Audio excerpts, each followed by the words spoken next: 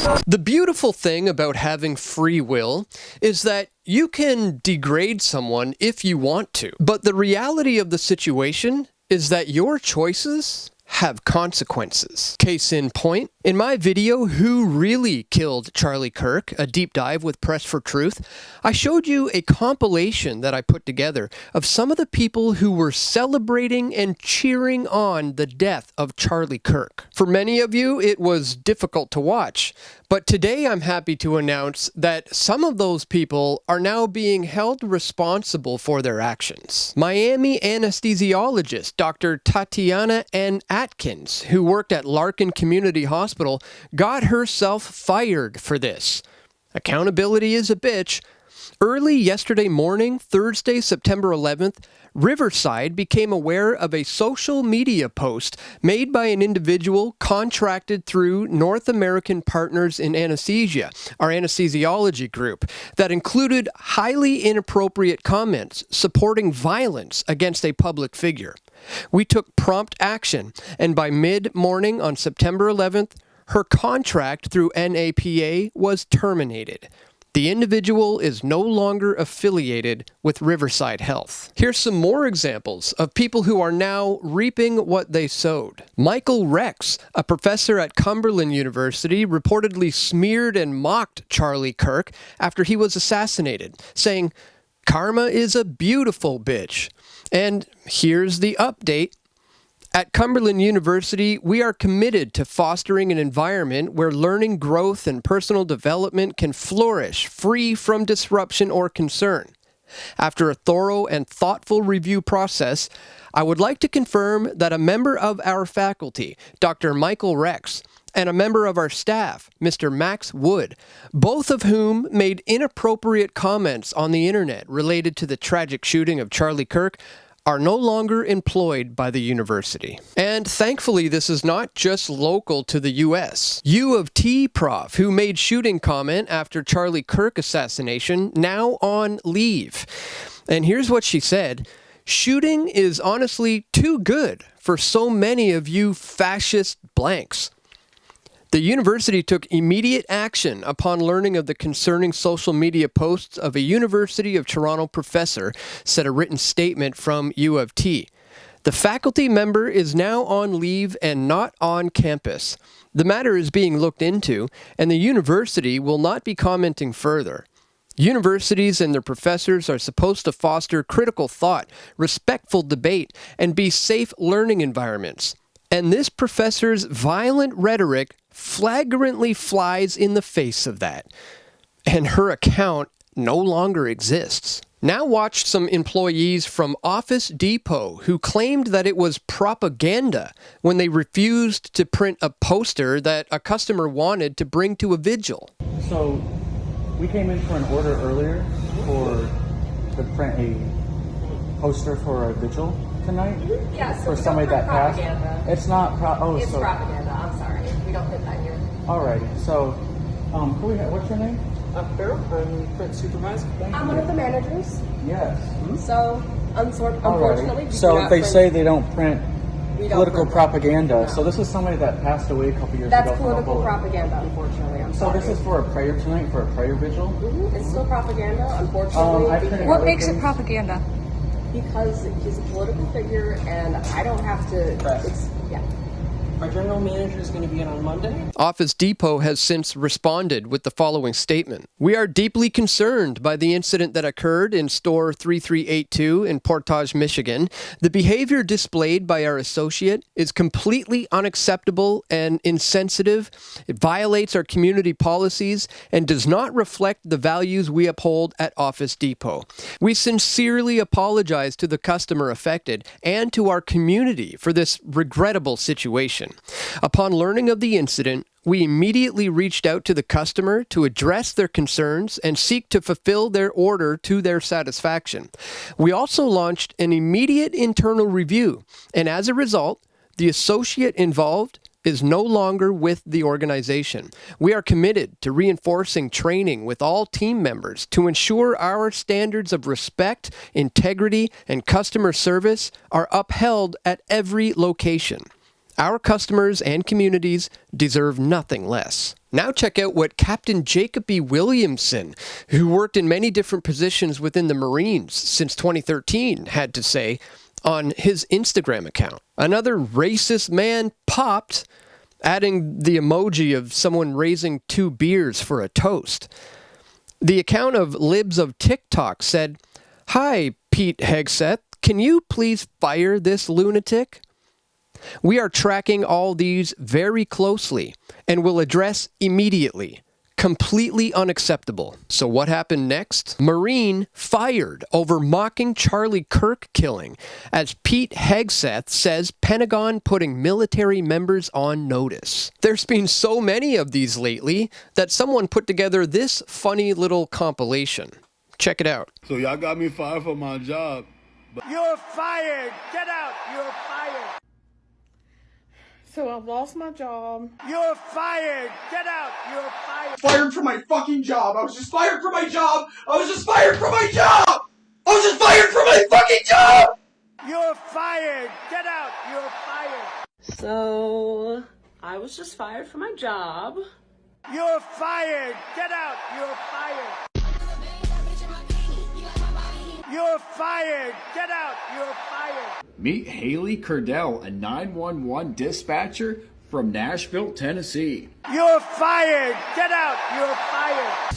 Here's someone else who should be fired, but surprisingly hasn't been. The CBC is defending its decision to host hate expert Barbara Perry during a live stream broadcast. Listen here, where she falsely claims that Charlie Kirk called for queer people to be executed. The language even that Charlie Kirk uses, vilifying particular groups, talking about the Democrats, for example, as, and I quote, standing for everything that God hates, claiming that, queer people are defective and dangerous and should be executed. Charlie Kirk said no such thing, but the famous writer Stephen King took things even further. He advocated stoning gays to death.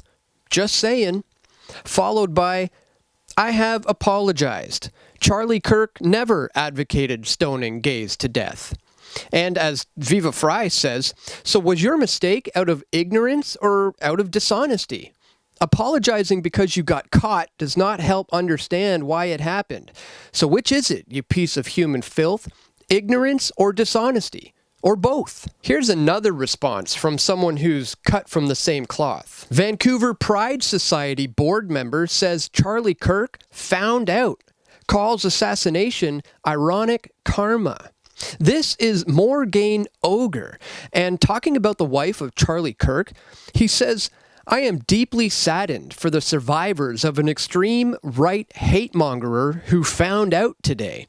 Nobody deserves to lose their breadwinner, and nobody deserves to be married to someone whose death is ironic karma embodied. There's a lesson here.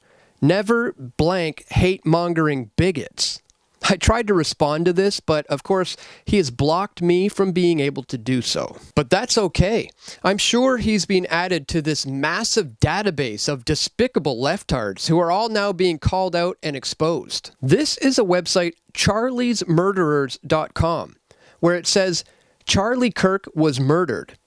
Is an employee or a student of yours supporting political violence online? Look them up on this website. Send information on anyone celebrating Charlie's death.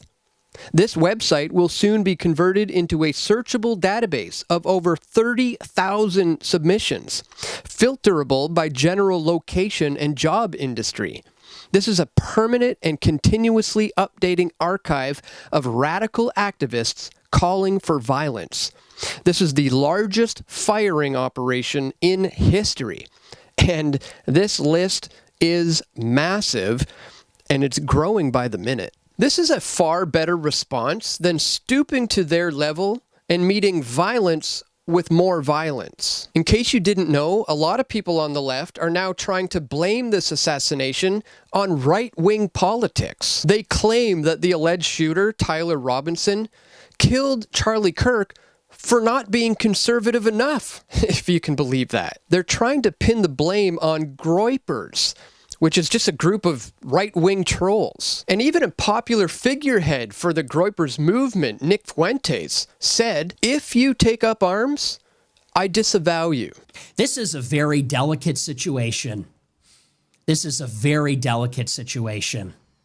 I fear that this has set off a chain reaction. I pray to God there is no further violence. I pray to God that nobody else is hurt as a result of this. I hope that it stops here. It should stop here. To all of my followers, if you take up arms, I disavow you, I disown you in the strongest possible terms.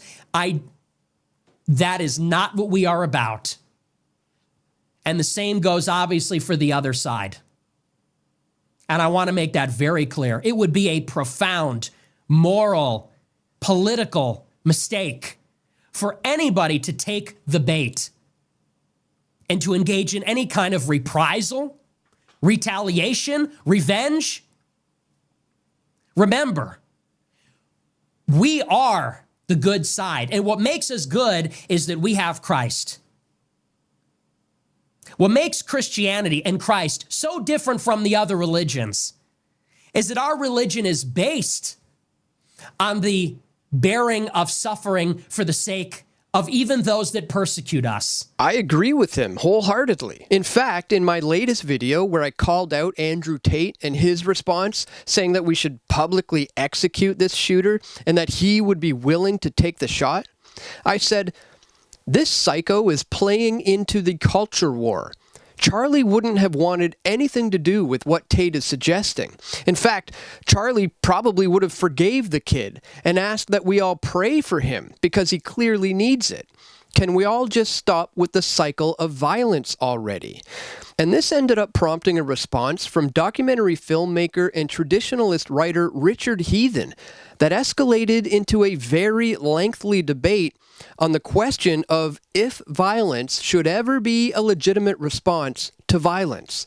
It's a fascinating conversation. I'll put a link to that thread in the description below so you can check it out for yourself. So I'm glad all these people are being called out and exposed for cheering and celebrating the death of Charlie Kirk, because as I said in the beginning of this video, the beautiful thing about having free will is that you can degrade someone if you want to, but the reality of the situation is that your choices have consequences. By the way, I want to show you this email that I got. "I look forward to stabbing you 100 times and watching you squeal like a pig before I gut Jews.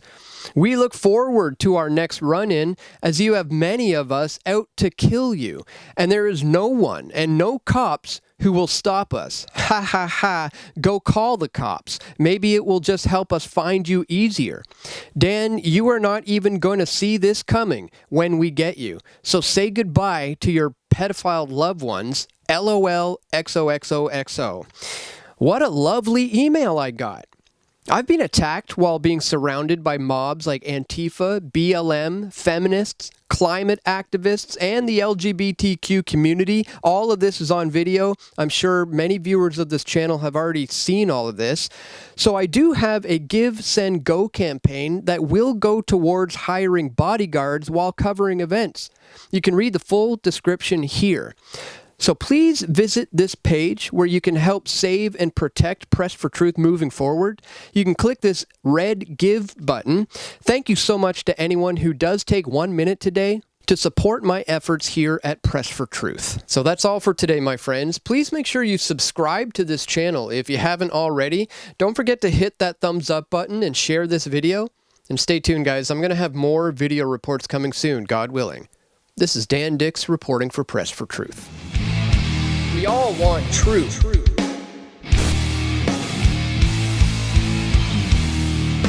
The truth will set you free.